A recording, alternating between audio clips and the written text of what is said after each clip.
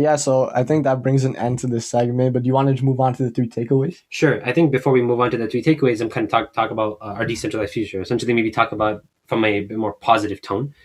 The idea is that, well, what's the solution, right? I mentioned previously that the Occupy Wall Street people are essentially saying, look, get rid of the central bank, let our banking institutions take care of themselves. Decentralization. I would say that'd be my first takeaway. Decentralization. Yeah. I think the biggest takeaway that I can think of on this story is simple.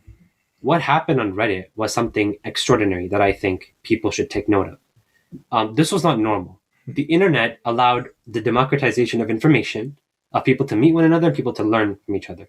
And many guests that we've had on this show, and we're going to have in the future, always talk about the same thing, that you can learn anything that you want at any point in time in history. More so that now than ever, you have information at your disposal that people before never had.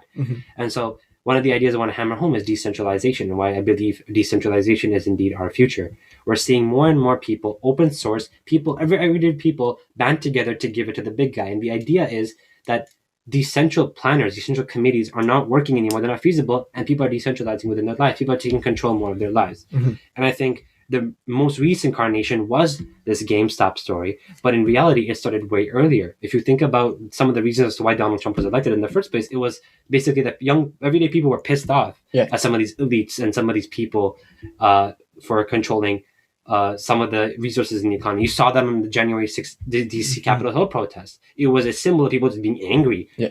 Apart from the whole election situation, the idea was that Capitol building represented the state at which these people who are elected to go there to perform and make legislation to allow other people and their constituents to live better lives gathered. And so people were just pissed off. And these are incarnations that we're seeing now. The second one being the GameStop story. And does it stop there? I don't know. But all I can tell you is decentralization is coming, whether it be slow or steady. The second takeaway that I have from this is the idea that individuals have power, right? Young people on Reddit had the power to say something, and it worked. And so you can bet your odds on this, and you can still win. But there's the same time that, like I said, shorting is risking. You can bet and you can lose.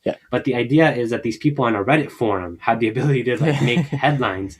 Is very, very funny, and shows you how much power people still have if we look at ourselves as individuals. And third, and finally, the most important is be careful and be wary of the media. I mean, you said this plenty of times over, but this is another incarnation. This is another incarnation of, again, be careful of the media. This is an economic situation. Remember, there have been plenty of other times in history where the media has kind of exaggerated certain potential problems to generate fear in you, to manipulate you emotionally, to drive you into a state of emotion where you don't think logically, you thought emotionally, and you jump to wrong conclusions. That's the whole idea of a short. The short is to put emotion in you, to put fear in you, for you to think in your amygdala and your mammalian brain, fill yourself with adrenaline, a fight or flight risk, and this idea that it's about survival. But in reality, this was never a thing in the first place. You're watching the media too much. So keep the media in check. Make sure you filter what you read. And especially on social media where it's even worse, where you listen to one soundbite. Remember, always listen to context. In fact, let me rephrase that. My third takeaway is listen to context when you're looking at media. Simple. Akil, what about your three takeaways? Yeah, so essentially my takeaways are kind of similar. My first one is essentially learn. Do the research and take your time to learn. Like I said in our first episode, you don't have to learn everything all at once, but just learn one thing a day. And especially listening to our episode is a great point to a great thing to listen to and to learn. But essentially keep on learning. Look at other things. Do a simple Google search.